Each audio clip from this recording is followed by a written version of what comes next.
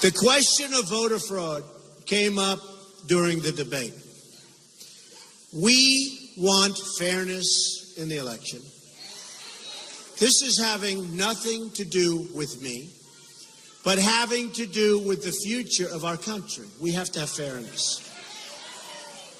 John Podesta, Hillary Clinton's campaign chairman, was quoted in WikiLeaks as saying, illegal immigrants could vote as long as they have their driver's license.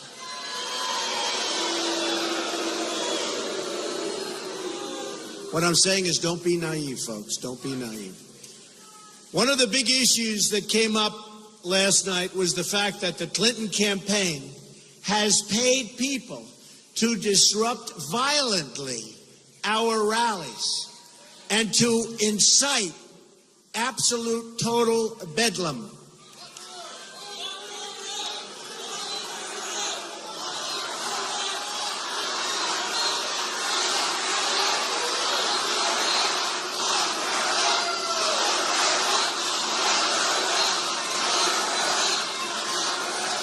It's so bad, so bad. And you know, I've had occasions where we had rallies and it was so incredibly violent. I said, what's going on over here? These were paid people by the Clinton campaign, and it just came out. And I give a lot of credit to the people that brought this out, believe me. This is criminal behavior that violates centuries of tradition of peaceful democratic elections. A campaign like Clinton's that will incite violence is truly a campaign that will do anything to win. And a candidate like crooked Hillary Clinton, who will lie to Congress, lie to the FBI, destroy 33,000 emails, put her office up for sale, and put our confidential information in the reach of our enemies, is a candidate who is truly capable of anything, including voter fraud. In addition, it was just learned that Hillary Clinton was given the exact questions to a previous debate, word for word, by Donna Brazile, who is now under tremendous pressure to resign from the DNC, as she should be. She should resign. How can a woman do that? That is cheating at the highest level. But I ask you, why shouldn't Hillary Clinton resign from the race? She was given, think of it, she was given these questions. She used these questions, studied the questions, got the perfect answer for the questions, and never said that she did something that was totally wrong and inappropriate. Hence the name Crooked Hillary.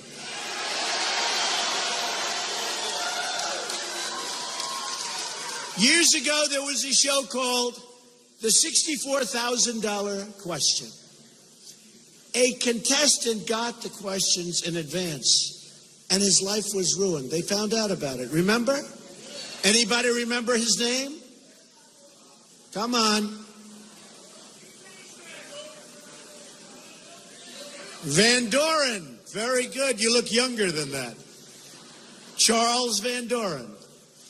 Charles Van Doren was his name. He got the questions, and his life was ruined. But Hillary Clinton got the question. Think of it. Forget Donna Brazile. She should resign. She looked like such a fool last night on television, trying to say, well, she didn't know what was going on. She had no idea. She said, get me out of here.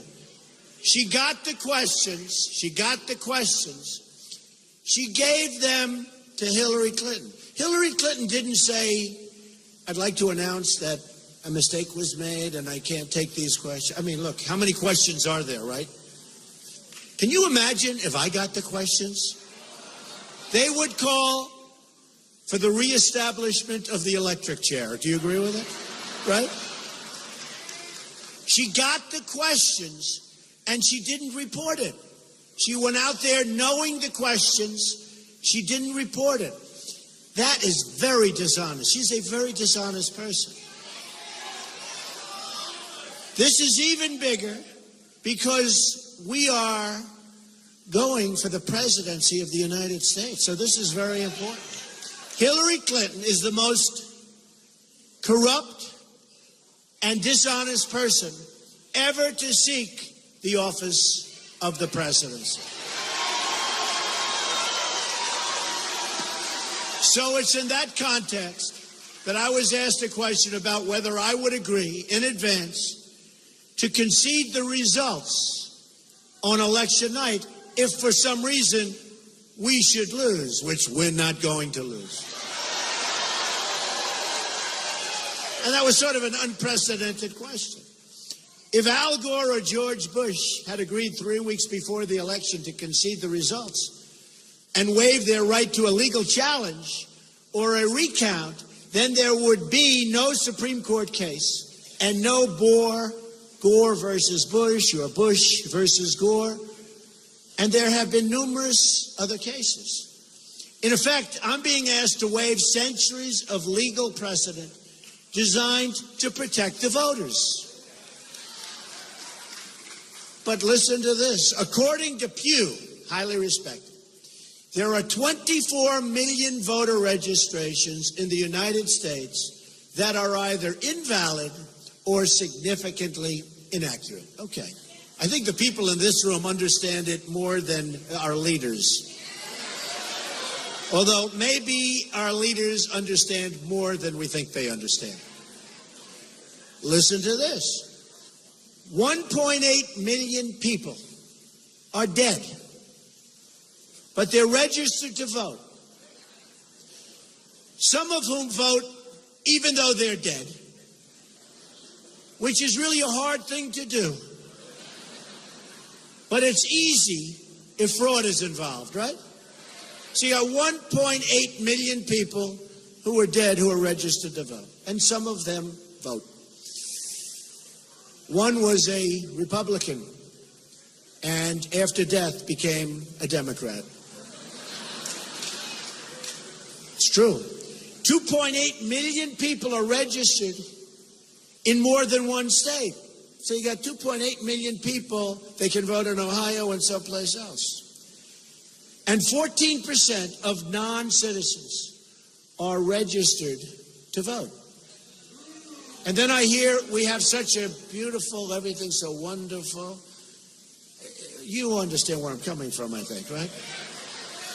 Now, I am not a politician, so I can say it like it is. But those are terrible and frightening statistics. America is a constitutional republic with a system of laws. These laws are triggered in the case of fraud or in the event of a recount where it's needed. Of course, I would accept a clear election result, but I would also reserve my right to contest or file a legal challenge in the case of a questionable result. Right?